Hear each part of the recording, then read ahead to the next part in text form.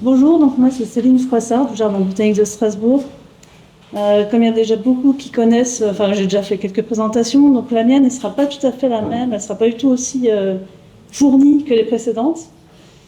Ce qui est intéressant quand on prépare, quand on fait une présentation, c'est qu'on voit tout ce qui ne va pas tout à fait bien dans ce qu'on fait. Et quand on arrive après tous ceux qui font super bien, c'est encore pire. Donc nous on a un bon exemple de ce qui n'est pas tout à fait top. Voilà, donc notre grainetterie à Strasbourg, elle est assez petite, hein, c'est un petit espace de 20-25 mètres carrés, dans lequel il y a à la fois l'endroit où on sèche les graines, l'endroit où on les nettoie, l'endroit où on les stocke, où on les conserve sur la durée aussi, et il y a mon bureau. Voilà, donc tout ça dans la même pièce. C'est assez modeste.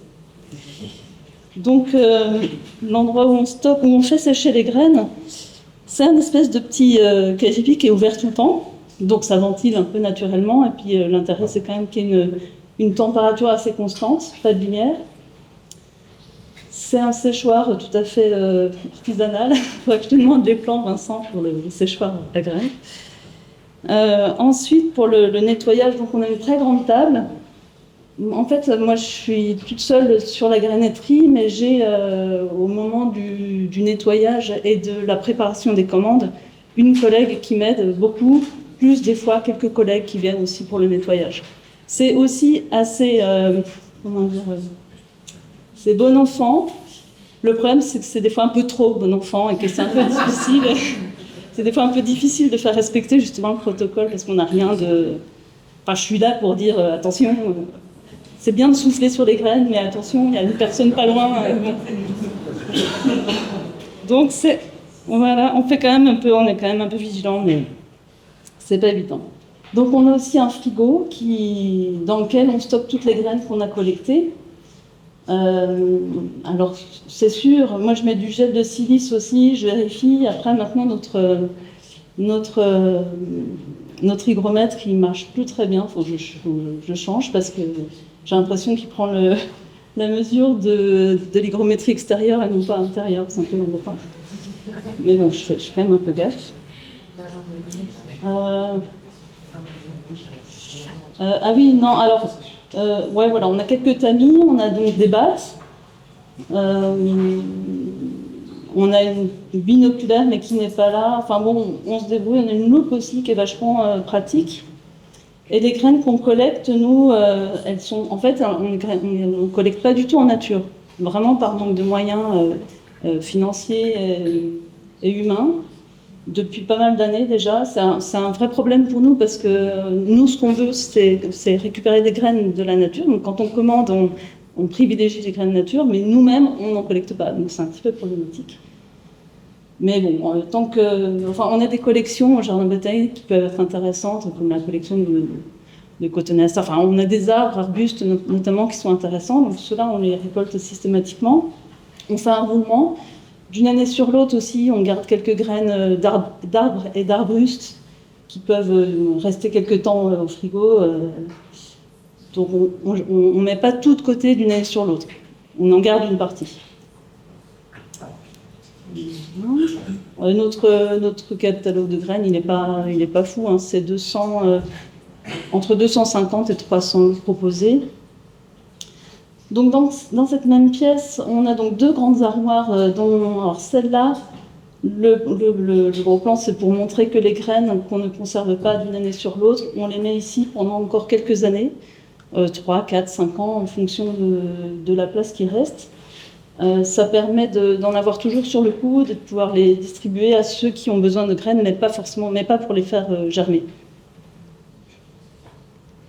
Ah oui, non, pardon. Et dans ce casier, on a aussi une belle collection de Picea et de Pinus, essentiellement. Donc, collection de Carpethèque, qui a été faite par Frédéric Tournet, notre responsable de collection. Et puis, on a aussi, en haut de l'armoire, pas mal de lots de semences qui sont issues de très anciennes collectes. Et il faut qu'un jour, on arrive à faire du tri dans ces sachets-là. Et informatiser, tout vérifier. Dans l'armoire d'à côté, on a la carpethèque. Donc, au minimum 720 lots. C'est une collection, on peut dire un peu de référence. C'est surtout une collection qui nous est utile pour les expositions et pour les visites guidées avec le public, parce que dans cette même pièce, on accueille aussi du public, alors des tout petits groupes, hein, parce qu'on a plus de 10, c'est difficile, mais ça permet de leur montrer, de parler de beaucoup de choses, de la biologie, de l'évolution, des disséminations, enfin bref. Dans cette collection, donc, on a des vieux lots, très vieux, comme celui qui est en haut ou celui en bas. Le problème, c'est qu'on n'a quasiment pas de date pour les vieux lots. On suppose qu'ils ont commencé à être récoltés au début du XXe siècle. On n'a que très peu d'anciennes boîtes avec des dates. Donc celle à droite, par exemple, en bas à droite, c'est 1943 et c'est les plus vieilles dates qu'on ait. Mais on sait que ça a été collecté déjà des fois bien avant. On a aussi dans cette collection pas mal de graines qui viennent du jardin, comme le rhinchosia en bas à gauche, et puis des graines qu'on continue, ou des fruits qu'on continue de commander. En fait, on alimente cette collection chaque année. Je vous en reparlerai peut-être demain. Par exemple, en haut à droite, là, le Strelitzia vient de Pierre Fabre. Le cône, là, vient de Montpellier. Enfin bref, chaque année, on ne commande pas forcément dans l'index Séminone pour mettre à la Corpothèque, mais de temps à autre, quand même, on se dit, ah si, ça c'est chouette, on ne l'a pas encore, on va le commander juste pour la Corpothèque. Mais c'est vraiment une petite partie de ce qu'on commande. C'est plutôt des lots qui ont été donnés au grand mur, collectés par les prédécesseurs, à droite, à gauche. Il y en a qui viennent de loin. Par exemple, celui en bas à droite, la seule indication qu'on ait, c'est Java. Voilà, on ne sait pas de qui, ni quand, mais c'est Java. Ah si, on sait que c'est 1930. Pardon. Voilà. Après, c'est pour la Cartothèque. Toujours dans cette même pièce, dans cette petite armoire, on a une séminothèque. Donc c'est aussi une petite collection de références, enfin petite, 2385 lots.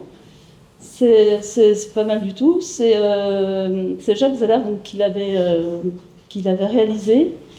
Alors certains des lots datent de bien avant lui, mais c'est lui qui a en tout cas tout enregistré, qui a fait tous les sachets et qui a enregistré à chaque fois l'origine.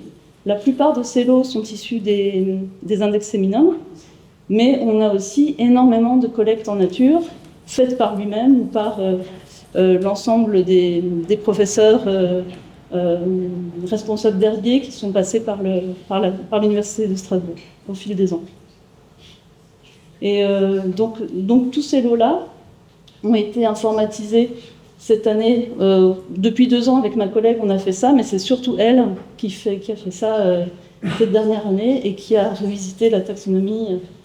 Alors à chaque fois, on a gardé l'étiquette initiale, mais on a rajouté derrière, je vous montrerai peut-être, on a rajouté derrière les bons. Ensuite, dans une autre pièce, on a une bibliothèque dans laquelle on stocke les index Séminone à moyen terme. Je vous dis ça en voulant vous montrer un exemple, par exemple celui de Neuchâtel, là. J'ai vu qu'on avait encore des catalogues de 1973. En fait, on garde ici ce qui peut tenir dans les classeurs. Donc les classeurs, ce sont ceux qui sont en couleur. Là, on a 3 fois ça. Et une fois que les index Séminone ne tiennent plus, on les sort et on les emmène dans un autre endroit que je vous montrerai. Voilà, c'est là en fait. Donc on a une autre pièce dans laquelle on stocke les catalogues les plus anciens, ceux qu'on est presque sûr de plus utiliser. Celui-là doit dater de 1904. On a pas mal d'index qui datent de cette année-là, 1904. Et ma collègue, donc Muriel Kunz, qui a informatisé toute la séminothèque, en a profité aussi pour commencer à refaire le tri dans ces catalogues-là, parce qu'en fait, pour refaire la séminothèque, elle a dû aller à chaque fois chercher les informations dans ces vieux index stockés dans un endroit presque inaccessible. Donc c'est aussi l'occasion de tout remettre comme il faut. Donc dans cette même bibliothèque où il y avait les index tout à l'heure, je vous ai montré, on a à peu près 8000 ouvrages. Les plus anciens datent de 1730. C'est une belle collection qu'on utilise encore énormément, parce que comme chez vous, partout, je suppose, il y a des monographies, des flores, des revues horticoles. Enfin, il y a vraiment, c'est un précieux patrimoine qu'on enrichit aussi chaque année, bien sûr. On a aussi des planches d'herbier. Alors, c'est un herbier de culture.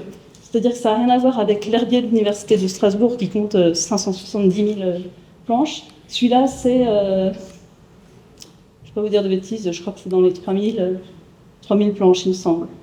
Donc il y a des planches assez anciennes qui datent de 1830, je crois, le plus vieux.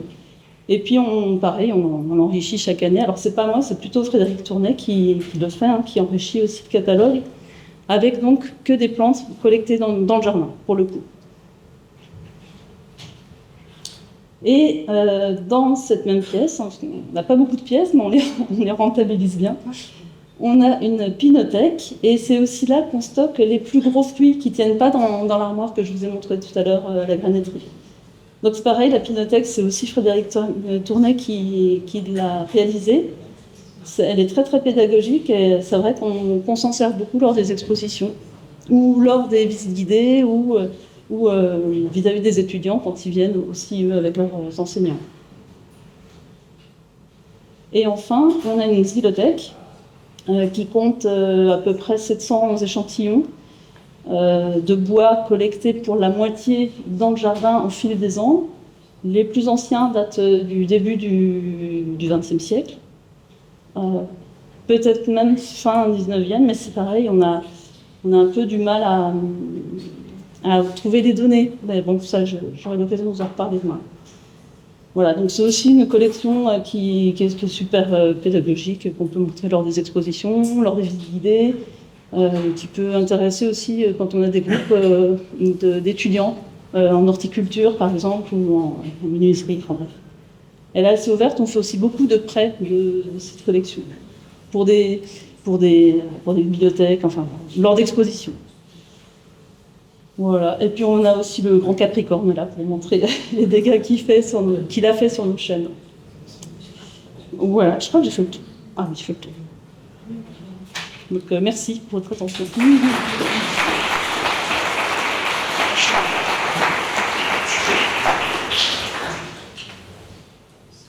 Donc comme dit, c'est vraiment un exemple de structure modeste. J'ai remarqué tout ce que je pouvais perfectionner d'ici la prochaine rencontre. Oui. Déjà, merci pour la présentation. Effectivement, c'était l'idée justement de présenter des structures pour le plan différent. Une structure modeste, mais dans laquelle vous faites beaucoup de choses. Moi, j'ai des questions. Ça me fait rêver, vous avez réussi à commencer l'inventaire de votre séminothèque. Ouais. Alors, qui fait ça? C'est un des jardiniers l'hiver ou... Alors, en fait, moi, j'avais commencé il y a 3-4 ans, je crois, mais c'est extrêmement chronophage. Et là, en fait, on a une collègue, celle qui fait ça. Alors, l'idée, c'est pas du tout c'est pas de vérifier les graines. Ça, on laisse à Jacques Zeller ce qu'il a fait. Nous, on remet juste les bons noms de genre et de famille, parce qu'ils ont changé, et puis ça nous a permis surtout de remettre tous ces sachets dans le bon ordre pour pouvoir les consulter. Parce qu'avant, ils étaient dans l'armoire d'en face, inaccessibles, mélangés, c'était très compliqué. Alors que là, maintenant, on les voit, on les ouvre, on peut les manipuler, on peut regarder. Et ce qu'elle fait, elle, donc, c'est qu'elle remet, elle vérifie la taxonomie, mais dès qu'il y a un doute, elle va voir Frédéric Tournet ou moi, et puis on voit ensemble. Voilà. Et des fois, ah oui, bon, si, elle est peut-être des fois amenée à changer les sachets qui sont un peu vieux, qui peuvent être un peu déchirés. Et quand les graines ont été un peu abîmées, elle les retrie, elle les renettoie un petit peu. Voilà. Voilà. Le principal du travail. On aimerait vraiment bien faire ça, mais on ne trouve pas le dispo. Ouais, ça prend beaucoup de temps. Elle a pris plusieurs mois. Hein. J'ai une question dans votre organisation. Qui récolte sur le terrain? C'est tous les jardiniers? Alors, c'est surtout... non, en fait, on est 3 surtout à le faire. Donc, il y a Frédéric Tournet, moi, la collègue qui m'aide. Oui. On est essentiellement 3. Le nettoyage, peut-être un peu plus? Le nettoyage, on est toutes les deux avec Muriel. Et comme dit, des fois, il y a des collègues qui viennent nous aider. Petit bonheur, la chance. Je t'en sais. Oui, ouais. J'avais une question sur le xylothèque. Est-ce que tu sais s'il y a eu traitement de conservation dessus? Alors, il y a un vernis qui est posé sur une face. Mais il n'y a pas d'autre traitement. Et en fait, chaque année, on l'alimente chaque année, mais chaque année aussi, le collègue qui fait ça, il reprend des vieux... il reprend les anciens lots qui avaient été pas faits aussi joliment, par exemple, que ce robinet. Et il reponce, parce que des fois, c'est mal fait, des fois, ça n'a pas été poncé du tout. Et souvent, l'idée, c'est de poncer une face, mais pas la deuxième. Comme ça, on voit pas la même chose, en fait. Donc, voilà, c'est brut de l'autre côté, souvent. C'est votre pilote aussi qui est remarquable, enfin, les coupes en cône, enfin, je vais... Oui. Ouais, c'est chouette, ça, ouais. Oui. Pour l'archivage des index et les notes, de moins en moins, en volume, ou l'archivage. Ouais. Ah ben ça, c'est un vrai problème pour nous, ouais. Ah, alors, le fait qu'on ne reçoive pas les index en format papier, c'est pas un problème, on les imprime nous-mêmes. Non, ce qui devient problématique, c'est ceux qui sont pas accessibles du tout, comme ceux qui sont sur le site du DJCI. Quand on veut commander, on a la liste de ce qu'on a commandé, mais on n'a pas l'ensemble. Enfin, pour nous, c'est compliqué, ça, ouais, effectivement. Après, c'est pratique aussi. C'est juste pas un mode de fonctionnement auquel on est habitué. Il faut qu'on trouve une solution pour que la traçabilité soit assurée, quoi. Merci. Merci.